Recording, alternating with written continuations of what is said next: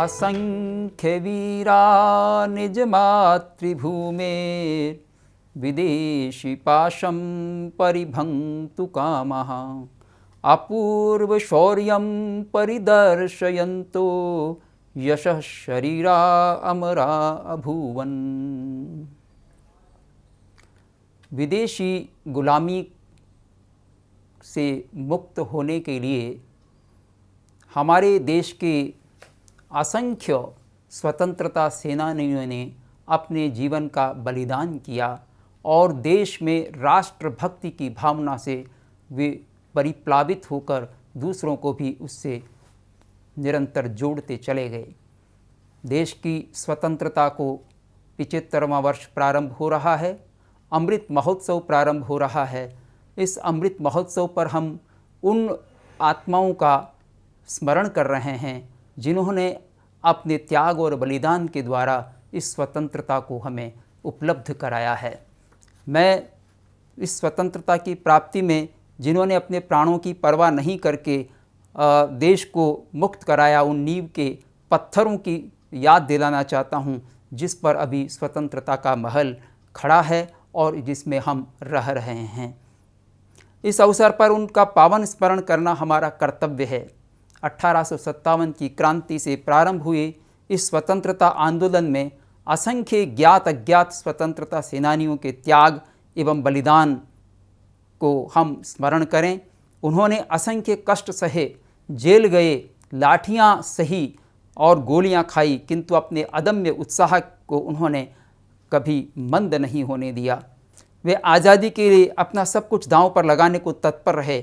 उनमें से कईयों को यह भी ज्ञात होगा कि वे स्वतंत्रता प्राप्ति का आस्वादन शायद न कर पाएँ, फिर भी राष्ट्र के प्रति उनकी प्रगाढ़ भक्ति थी। उनको देश के लिए बलिदान हो जाने का गौरव अनुभव होता था। इस गौरव की भावना, राष्ट्र प्रेम की भावना ने देश को एक नया आकार प्रदान किया और अंग्रेज़ों को यह निर्णय करना पड़ा कि वे जून 1948 के पूर्व देश का शासन भारतीयों के हाथों सौंप देंगे। इस बीच लॉर्ड माउंटबेटन ने 3 जून 1947 को भारत विभाजन की योजना की घोषणा भी की और 15 अगस्त 1947 को यह स्वतंत्रता प्राप्त हुई जिसका हम आस्वादन कर रहे हैं। हमें अभी धार्मिक स्वतंत्रता, अभिव्यक्ति की स्वतंत्रता प्राप्त है, सामाजिक, आर्थिक एवं राजनीतिक न्याय प्राप्त है। केंद्र शासन में प्रजा की महती भूमिका है। प्रजा के बहुमत से केंद्र एवं राज्यों का शासन चलता है। भारत का अपना संविधान बना जो 26 जनवरी 1950 को लागू हुआ और भारत एक गणतंत्र बन गया। इस भारत की स्वतंत्रता में शिक्षकों की भी महती भूमिका रही है। शिक्षकों ने क्या काम किया? उन्होंने 3 प्रकार से स्वतंत्रता आंदोलन में अपनी सहभागिता की। मैं एक श्लोक के माध्यम से इसको प्रस्तुत करना चाहूँगा। शिक्षकः प्रेरयन् सर्वान् साहित्यं रचयंस्तथा स्वयं आंदोलने स्थित्वा स्वतंत्रतां समार्जयत्। शिक्षकों ने सबको और विशेष रूप से छात्रों को प्रेरित किया, साहित्य की रचना की, विभिन्न आलेख लिखे जिनके माध्यम से स्वतंत्रता के प्रति लोगों में एक विशेष भावना जागृत हुई, राष्ट्रभक्ति की भावना प्रज्वलित हुई और स्वयं आंदोलन में भी वे जुड़े। आंदोलन में जुड़कर उन्होंने स्वतंत्रता का अर्जन किया, स्वतंत्रता की प्राप्ति की। इस प्रकार से शिक्षकों की महती भूमिका रही है। मैं अपने इस वक्तव्य में संस्कृत शिक्षकों की क्या भूमिका रही है इस पर विशेष रूप से प्रकाश डालना चाहूँगा। उनके पूर्वज अगर हम दृष्टिपात करते हैं तो स्वतंत्रता आंदोलन में हिंदू, मुस्लिम, सिख, ईसाई, पारसी आदि सभी जातियों ने अपने भेदभाव भुलाकर संघर्ष किया था। स्वतंत्रता आंदोलन में झांसी की रानी लक्ष्मीबाई, तात्या टोपे से लेकर बाल गंगाधर तिलक, लाला लाजपत राय, विपिन चंद्र पाल, खुदीराम बोस, दादा भाई नौरोजी, राम प्रसाद बिस्मिल, अमीर चंद, सरदार वल्लभ भाई पटेल, पंडित जवाहरलाल नेहरू, महात्मा गांधी, चित्तरंजन दास, चंद्रशेखर आज़ाद, भगत सिंह, सुभाष चंद्र बोस, मंगल पांडे, गुरुदेव रविंद्रनाथ, सुखदेव, बेगम हजरत महल, के मुंशी आदि हजारों लोगों ने स्वतंत्रता आंदोलन को जारी रखा। संस्कृत के विद्वानों में शिक्षकों की भूमिका के संबंध में बात करते हुए कहना चाहूँगा कि शिक्षकों ने जो योगदान किया है उनमें विशेष रूप से मैं उन लोगों की चर्चा करना चाहूँगा जो संस्कृत के शिक्षक भी रहे हैं और कोई संस्कृतज्ञ शिक्षक रहे हैं। उन दोनों का समावेश करते हुए मैं करीब 10-11 ऐसे शिक्षकों की चर्चा इस वक्तव्य में करना चाहूँगा। सर्वप्रथम बाल गंगाधर तिलक, ये संस्कृत के विशेषज्ञ थे, संस्कृतज्ञ थे, किंतु ये शिक्षक गणित के थे। जुलाई 1956 में इनका जन्म हुआ और 1 अगस्त 1920 को इनका निधन हुआ। महाराष्ट्र के रत्नागिरी जिले में इनका जन्म हुआ था। इनका जन्म नाम केशव गंगाधर तिलक था और पिता का नाम गंगाधर रामचंद्र तिलक था। वे राष्ट्रभक्त, शिक्षक एवं प्रमुख स्वतंत्रता आंदोलनकारी थे। अंग्रेजों ने उन्हें प्रथम भारतीय स्वतंत्रता आंदोलन का नेता स्वीकार किया था। महात्मा गांधी ने उन्हें मेकर ऑफ मॉडर्न इंडिया कहा। बाल गंगाधर तिलक ने 2 साप्ताहिक पत्रिकाओं का संपादन एवं संचालन किया। मराठी भाषा में केसरी नामक पत्रिका और अंग्रेजी में मराठा नामक पत्रिका। वे फर्ग्यूसन कॉलेज में शिक्षक रहे और संस्कृत के विश्रुत विद्वान रहे। उन्होंने गीता रहस्य और इस Arctic home in the Vedas लिखकर यह सिद्ध किया कि वे संस्कृत के एक अच्छे विद्वान थे। उन्होंने स्वराज्य मेरा जन्मसिद्ध अधिकार है, जिसे मैं लेकर के ही रहूँगा, ऐसा नारा दिया। उनका महत्वपूर्ण योगदान रहा 1906 ईस्वी में कांग्रेस द्वारा स्वराज्य प्राप्ति के लक्ष्य की घोषणा तथा 1916 में होम रूल आंदोलन का प्रारंभ। वे लाला लाजपत राय तथा विपिन चंद्र पाल के साथ कांग्रेस के उग्रवादी नेता थे। कई बार गिरफ्तार उनको किया गया। 1908 में राजद्रोह का अभियोग लगाकर 6 वर्ष का उनको देश निर्वासन दिया गया और वो बर्मा के मांडले में रहे, जहां कारागार में उन्होंने बहुत रचनात्मक कार्य किए। इसी दौरान उनकी पत्नी का भी निधन हो गया। 1897 में भी वे 18 माह के लिए जेल गए थे। नीति शास्त्र में वो पारंगत थे। ओजस्वी, निर्भीक और उत्साही व्यक्तित्व उनका था। संस्कृत वाङ्मय के वे विशेष अध्येता रहे। वैदिक परंपरा के रक्षक एवं हिंदुत्व के पोषक थे। उन्होंने गणपति उत्सव एवं शिवाजी उत्सव प्रारंभ किए। वे महाराष्ट्र के मुकुटमणि थे। देशभक्ति की उनमें प्रचंड भावना थी। 1916 में कांग्रेस के लखनऊ पंडाल में गर्जना करते हुए उन्होंने ये बात कही थी, स्वराज्य हमारा जन्मसिद्ध अधिकार है, इसे हम लेकर ही रहेंगे। उनके योगदान को अगर हम चिन्हित करें तो एक तो उन्होंने स्वदेशी वस्तुओं के उपयोग पर बल दिया, दूसरा उन्होंने अंग्रेजी वस्तुओं के बहिष्कार की बात कही, तीसरा स्वराज्य की प्राप्ति का उन्होंने आंदोलन चलाया और चौथा राष्ट्रीय शिक्षा को उन्होंने भारतीय परंपरा से जोड़ा। देशवासियों की आत्मा को उन्होंने जगाने का बहुत महत्वपूर्ण प्रयत्न किया। दूसरा नाम मैं चर्चा में लाना चाहूँगा, जो भी एक संस्कृत शिक्षक रहे, अर्जुन लाल सेठी। ये जयपुर के निवासी थे। 1880 में इनका जन्म हुआ और इस जयपुर में जो आज सेठी कॉलोनी है, सेठी कॉलोनी का नाम इन्हीं अर्जुन लाल सेठी के नाम पर है। ये राजस्थान के सशस्त्र क्रांतिकारी नेता थे और जिस प्रकार से भारत में लाला लाजपत राय हुए, विपिन चंद्र पाल हुए और बाल गंगाधर तिलक हुए, उसी प्रकार से राजस्थान में अर्जुन लाल सेठी का नाम जाना जाता है।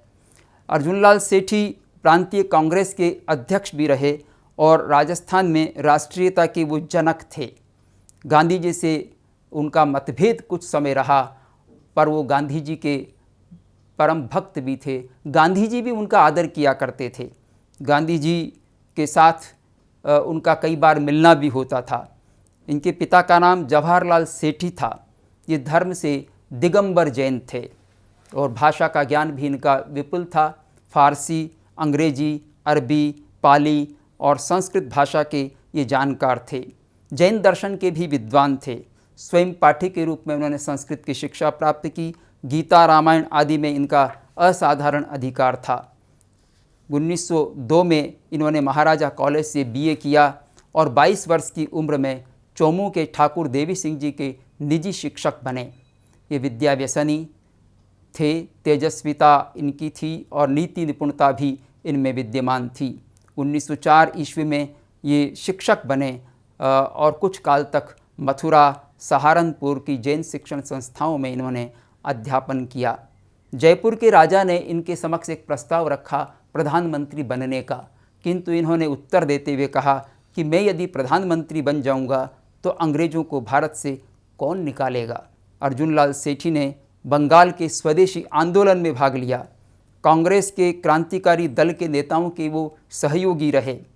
उन्होंने जयपुर में वर्धमान विद्यालय की स्थापना की, जिसमें स्वतंत्रता आंदोलन में भाग लेने वाले लोगों को प्रशिक्षण दिया जाता था। इस प्रशिक्षण के विद्यालय में महाराष्ट्र, कश्मीर, शोलापुर, मिर्ज़ापुर आदि स्थानों से भी युवक आए। विष्णुदत्त नाम के प्रशिक्षक उनको प्रशिक्षित करते थे। एक बार मद्रास प्रेसिडेंसी वेलूर के जेल में उनको भेजा गया और वहाँ पर वो 70 दिन तक अनशन पर रहे। उन्होंने कहा कि जब तक मैं जिन प्रतिमा के दर्शन नहीं कर लेता मैं आहार नहीं करता, और सरकार को ये मानना पड़ा अंग्रेज़ों को। उन्होंने जिनेंद्र प्रतिमा भी स्थापित की, पर कुछ ही समय में फिर उनको वहाँ से मुक्त कर दिया गया। समाचार पत्रों में वे सरकार के विरुद्ध लेख लिखा करते थे और 6 वर्षों तक उनको कारागार में रहना पड़ा। लोकमान्य तिलक ने एक बार जब वे मुंबई जा रहे थे तो पूना के रास्ते में उनका स्वागत किया और अपना दुकूल उनको ओढ़ाया। उनके भाषण को सुनकर युवक अत्यंत प्रभावित हुए। मध्य भारत सरकार के आदेश से सिवानी कारागार में वे ले जाए गए और तब उस समय लोगों ने इसका विरोध किया और रेल को रुकवा दिया। 1921 ईस्वी में सविनय अवज्ञा आंदोलन के समय हिंदू मुस्लिम भेद को मिटाने का उन्होंने सराहनीय प्रयास किया। 1930 में अजमेर में भाषण देते हुए उनको जेल भेजा गया। 1931 में ब्यावर में उनका इस मुक्ति के अनंतर भव्य स्वागत हुआ। चंद्रशेखर आज़ाद और भगत सिंह भी इनसे मिलने आया करते थे। 1934 ईस्वी में स्वयं महात्मा गांधी इनसे मिलने के लिए अजमेर आए थे और गांधी जी ने इन्हें समझाया कि आप उग्रता का आंदोलन त्याग दीजिए और हमारे साथ नरम दल में शामिल हो जाइए। इन्होंने गांधी जी की बात को स्वीकार किया और बाद में गांधी जी के साथ ही रहे नरम दल में। 1941 में ये दिवंगत हो गए। तीसरे जो संस्कृत शिक्षक जिनकी मैं चर्चा कर रहा हूँ वो बांगड़ प्रदेश से हैं। पन्नालाल जोशी, जो राजस्थान के मुख्यमंत्री हरिदेव जोशी के पिता थे। इनको बापूजी के नाम से जाना जाता था और बांसवाड़ा के खांदू ग्राम में इनका जन्म हुआ था। इनके पिताजी प्रसिद्ध ज्योतिषी थे जिनका नाम था शोभाराम जी। बचपन में ये ज्योतिष शास्त्र इन्होंने अपने पिता से पढ़ा और जब ये 10 वर्ष के थे तभी पिता का निधन हो गया। उसके पश्चात पन्नालाल जोशी को नवसारी एवं मुंबई में रहकर अध्ययन करना पड़ा। वहाँ पर इन्होंने विभिन्न शास्त्रों का अध्ययन किया और अध्ययन करने के पश्चात ये गुजरात से लौटकर जयपुर आ गए। यहाँ राजकीय विद्यालय में शिक्षक रहे, 16 वर्षों तक काम किया और बांगड़ प्रदेश में ही इनका विशेष निवास रहा। आदिवासी बच्चों में एवं अन्य लोगों में स्वातंत्र्य की इन्होंने अग्नि प्रज्वलित की।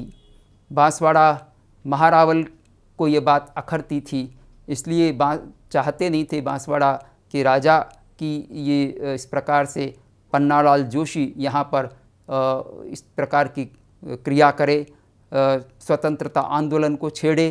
तो अंततः उनको शिक्षक का पद छोड़कर भारत की स्वतंत्रता के लिए वो कूद पड़े और बांसवाड़ा उन्होंने छोड़ दिया, डूंगरपुर जाकर रहने लगे। साधु सन्यासियों की संगति की और साबरमती आश्रम में भी वे 6 माह तक रहे। दयानंद सरस्वती का उस समय विशेष प्रभाव था। उन्होंने दयानंद सरस्वती की भी सत्संगति की और उनके भक्त बने। स्वातंत्र्य आंदोलन में भाग लेकर वे जेल गए और जेल से लौटकर बांगड़ क्षेत्र में पुत्र हरिदेव जोशी को प्रेरित किया। उनको भी स्वतंत्रता आंदोलन में जुड़ने के लिए कहा। इसीलिए हरिदेव जोशी भी साथ में जुड़े और उन्होंने भी स्वतंत्रता आंदोलन में हिस्सा लिया। वे विश्व हिंदू परिषद के अध्यक्ष भी रहे और पांडिचेरी आश्रम में भी कुछ समय उन्होंने बिताया। 1979 ईस्वी में उनका निधन हुआ। चौथे संस्कृत शिक्षक हैं लादूराम जोशी। ये शेखावाटी जनपद से हैं। 1894 में इनका जन्म हुआ था निर्जला एकादशी को, और ये सीकर के पास मुदड़ा ग्राम के निवासी थे। वहाँ पर इन्होंने गोयन का संस्कृत विद्यालय में अध्ययन किया। चिराना गांव में ये संस्कृत के शिक्षक बने। वहाँ से कुछ समय पश्चात कोलकाता चले गए।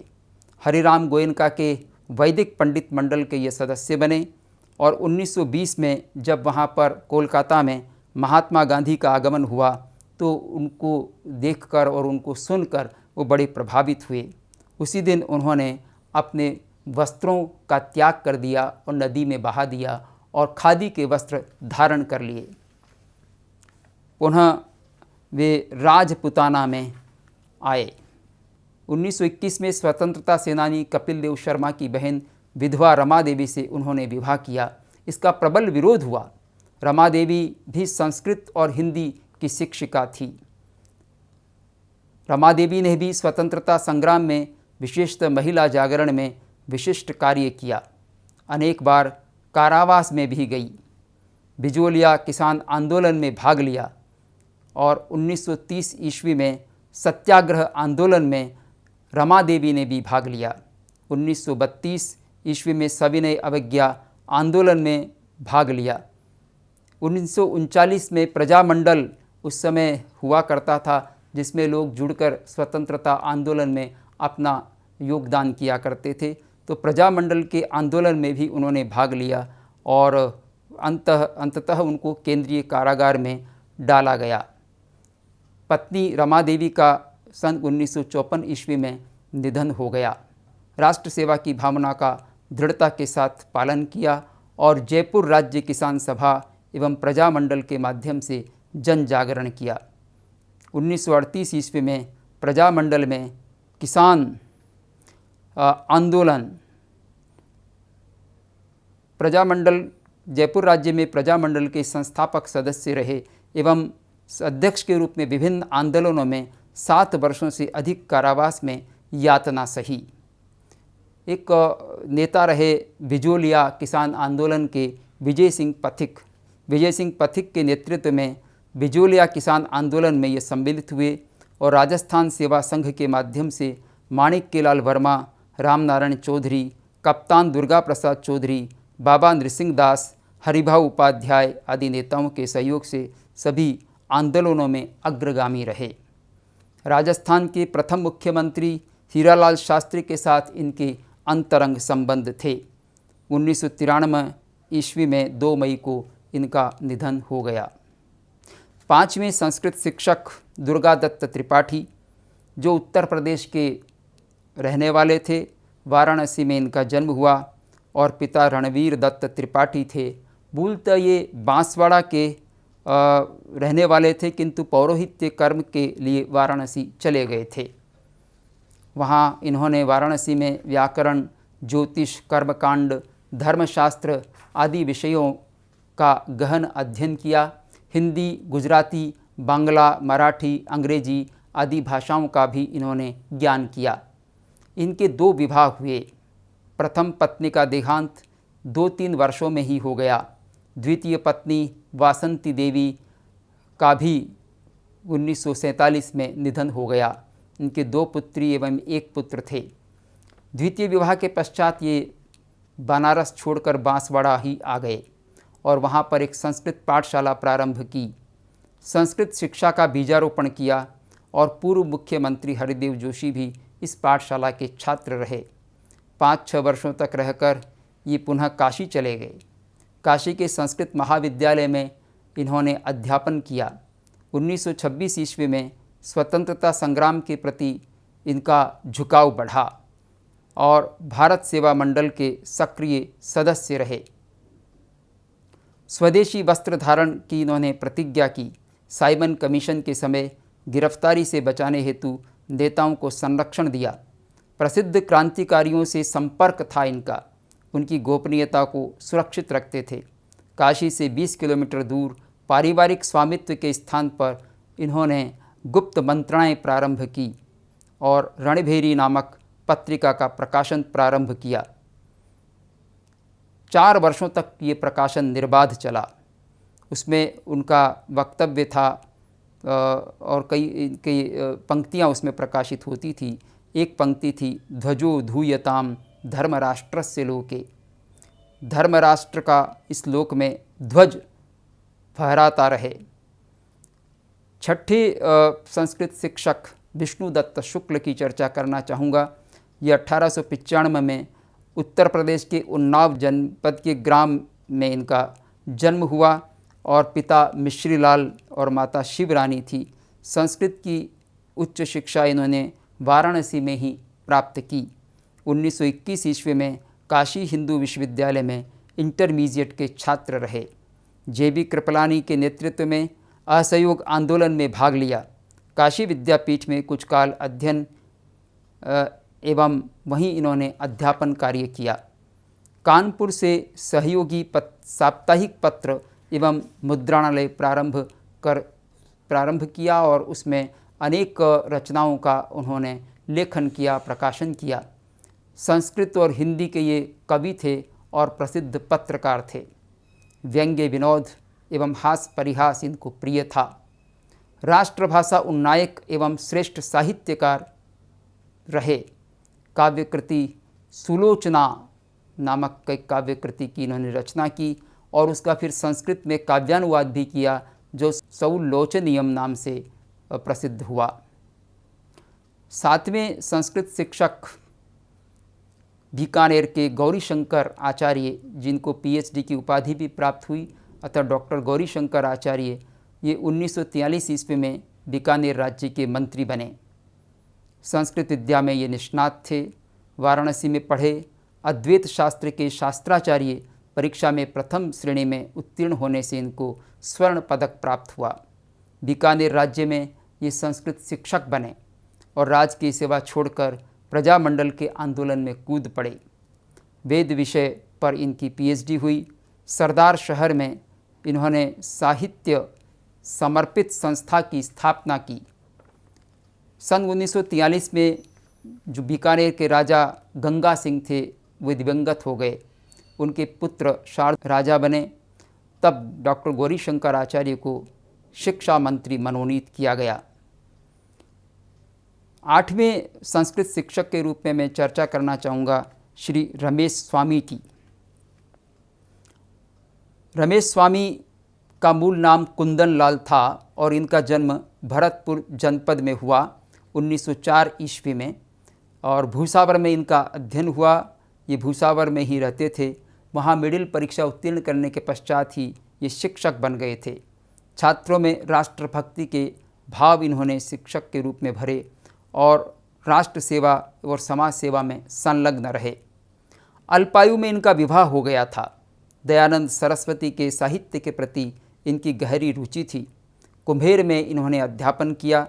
पत्नी, परिजन एवं राजकीय सेवा को त्याग कर आर्य समाज में कुंदनलाल जब गए तो इनका नाम रमेश चंद कर दिया गया। विश्वबंधु शास्त्री को गुरु मानकर इन्होंने वैदिक साहित्य का अध्ययन किया और पूर्णतः विरक्त होने पर इनका नाम रमेश स्वामी रखा गया। 1936 में श्रीमद् भगवद गीता, रामायण आदि आर्ष ग्रंथों का इन्होंने पारायण किया। अनेक विदेशी उनसे भारतीय साहित्य, संस्कृति एवं संस्कृत का अध्ययन करने लगे। 1939 ईस्वी में भरतपुर राज्य में राजनीतिक जागृति का इन्होंने सिंहनाद किया। राष्ट्र सेवक आदित्येंद्र से इनका विशेष संपर्क रहा। इसी वर्ष सत्याग्रह आंदोलन में बयाना उपजनपद में इन्होंने अनेक संगठन के कार्य किए और पैदल घूम करके जन जागरण किया, प्रजामंडल का संदेश प्रसारित किया, लोगों को प्रजामंडल से जुड़ने के लिए प्रेरित किया। बयाना में जब ये इस प्रकार का कार्य कर रहे थे तो इनको कारागार में डाल दिया गया। फिर वहाँ से भरतपुर जेल में भेज दिया गया, लेकिन इन्होंने देश सेवा से अपना तनिक भी कदम पीछे नहीं मोड़ा। 1942 ईस्वी में जब भारत छोड़ो आंदोलन चल रहा था तब प्रजा परिषद की आप कार्यकारिणी के सदस्य बने और उस समय वैरनगर में संघर्ष मंद हो गया था, तो मास्टर आदित्येंद्र के द्वारा संदेश दिया गया कि अपने कार्य को आप पूर्ण करें। वहाँ वैर नगर में थोड़ी स्वतंत्रता आंदोलन में मंदता आई है, तो आपने मन में संकल्प किया कि मैं अब इस काम को पूर्ण करके ही रहूँगा और उसके पश्चात ही आपसे मिलूँगा। वो जब 42 वर्ष के थे तभी इस कार्य में लगे हुए थे और उन्होंने बंगाल में बेगार विरोध दिवस में भाग लिया।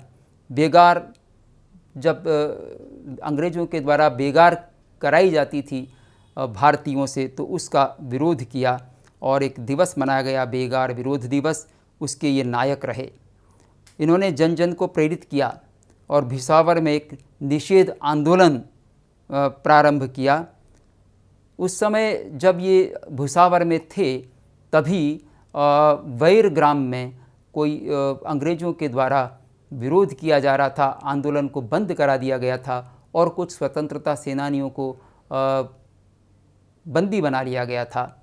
उस समय रमेश स्वामी ने, जब सूचना प्राप्त हुई, वो भोजन करने बैठे हुए थे रमेश स्वामी जी, तभी उनको जब सूचना प्राप्त होती है कि वैर ग्राम में इस प्रकार से कई हमारे स्वतंत्रता सेनानियों को बंदी बना लिया गया है, तो वो भोजन करते हुए भी वहाँ से उठ गए और उन्होंने संकल्प किया कि मैं वैर ग्राम में जाकर के और पुनः अपने स्वतंत्रता आंदोलन को जारी करवाऊँगा।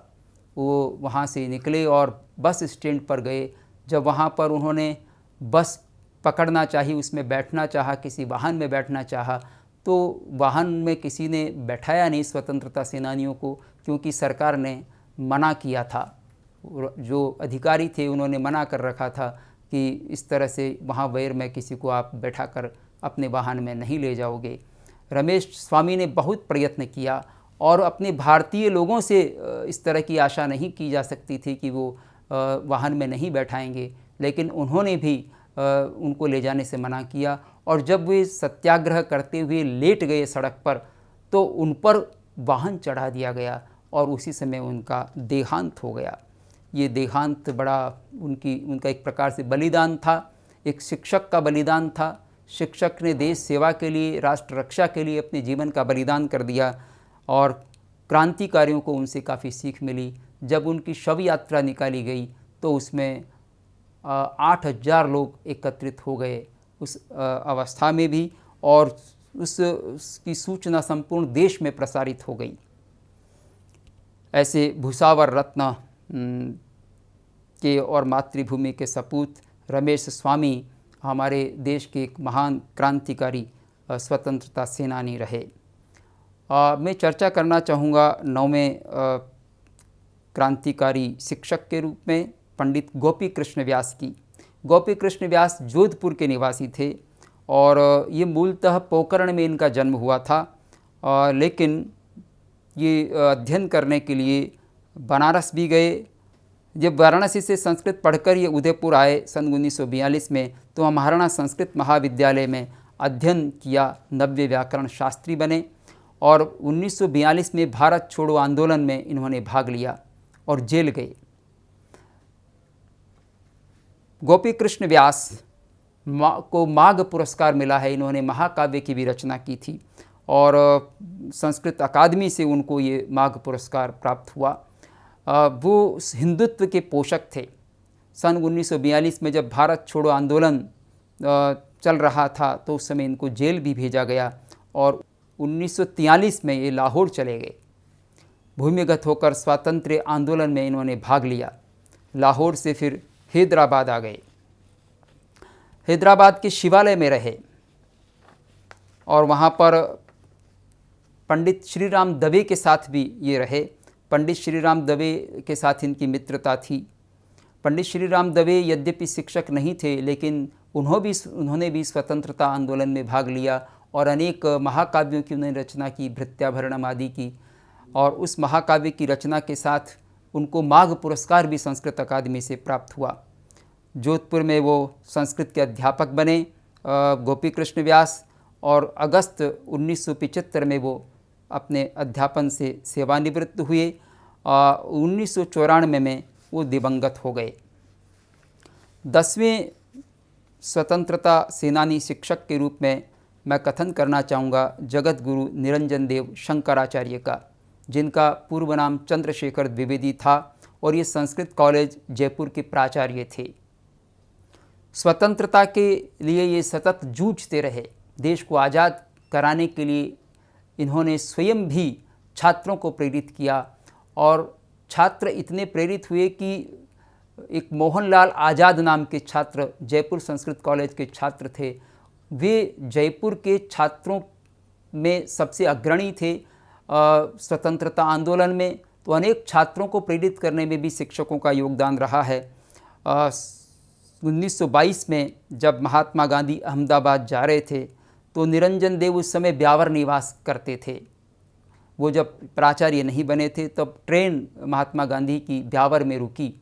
वहाँ कई युवक महात्मा गांधी के दर्शन करना चाहते थे। महात्मा गांधी का बड़ा नाम था स्वतंत्रता सेनानियों में और उनके वक्तव्यों को लोग सुनते थे, उनको बड़े आदर की दृष्टि से देखते थे। तो उनके मन में भी भावना हुई, चंद्रशेखर के मन में, कि मैं भी जा कर के और स्टेशन पर ही उनका दर्शन करूंगा। वहाँ सैकड़ों छात्र पहुँच गए, लेकिन पुलिस बल ने उनको बाहर निकाल दिया। चंद्रशेखर द्विवेदी वहाँ से बाहर नहीं गए और उनके मन में ये प्रबल भावना रही कि वे दर्शन करके ही जाएंगे। आज गांधी जी के दर्शन करने के पश्चात उनके मन में और श्रद्धा भाव जागृत हुआ गांधी जी के प्रति और स्वयं भी स्वतंत्रता आंदोलन में जुड़ने का मानस बना चुके थे। ब्यावर में उन्होंने अपनी शिक्षा पूर्ण की। उसके पश्चात वो काशी चले गए। वहाँ पर व्याकरण, साहित्य, न्याय, ज्योतिष का अध्ययन किया और स्वामी करपात्री जी की प्रेरणा से स्वतंत्रता आंदोलन में जुड़े। उन्होंने अनेक लेख लिखे कई पत्र पत्रिकाओं में। वो सनातन धर्म के रक्षक थे और स्वतंत्रता के लिए निरंतर प्रयत्नशील रहे। करपात्री जी ने उनको अपने साथ रखा एक लंबे समय तक और उन्होंने वहाँ पर कई धर्म ग्रंथों का भी अध्ययन किया और करपात्री जी के साथ स्वतंत्रता आंदोलनों में भी भाग लिया। एक बार की घटना है कि वो पंजाब गए हुए थे। पंजाब में वहाँ पर कोई आतताई लोगों ने एक मंदिर को नष्ट करना चाहा। चंद्रशेखर द्विवेदी वहाँ पर थे, जो बाद में निरंजन नाथ के नाम से, निरंजन देव के नाम से शंकराचार्य के रूप में जाने जाते हैं। उन्होंने वैराग्य लेकर के और शंकराचार्य वो बने थे। तब वो आतताई जब मंदिर तोड़ने के लिए आए तो उन्होंने कहा कि भाई कोई सरकारी मान्यता प्राप्त बंदूक हो तो निकालो, लेकिन कुछ साधन नहीं था। अकेले ही वो उन आतताइयों से जूझ पड़े और मंदिर को नष्ट होने से बचाया। इसी तरह से और गिरिराज शास्त्री जो मासिक पत्रिका के संपादक रहे, उन्होंने भी छात्रों को प्रेरित किया। हीरालाल शास्त्री जो राजस्थान के मुख्यमंत्री रहे, उन्होंने भी साहित्य शास्त्र में जयपुर के कॉलेज से, संस्कृत कॉलेज से ही शास्त्री की परीक्षा उत्तीर्ण की थी और ये पंडित बिहारी लाल शर्मा के पट्ट शिष्य थे। भट्ट मथुरानाथ शास्त्री ने भी खूब लेखन किया। यद्यपि ये शिक्षक नहीं थे, किंतु कुछ शिक्षक नहीं होते हुए भी संस्कृतज्ञ विद्वानों ने अपनी लेखनी के माध्यम से स्वतंत्रता आंदोलन में अपनी भूमिका का निर्वाह किया। वृद्धिचंद शास्त्री भी उनमें शामिल थे। इसी तरह से एक नाम मैं लेना चाहूँगा आचार्य मेधाव्रत का।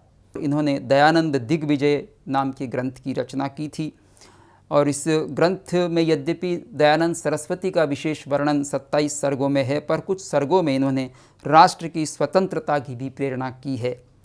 और ये शिक्षक रहे थे। बड़ौदा स्थित आर्य कन्या महाविद्यालय के प्राचार्य के रूप में इन्होंने अपनी सेवाएं दी थी। इस प्रकार मैंने कतिपय संस्कृत शिक्षकों या संस्कृतज्ञ शिक्षकों की चर्चा यहाँ पर की है, जिन्होंने स्वतंत्रता आंदोलन में अपनी भूमिका का निर्वाह किया है।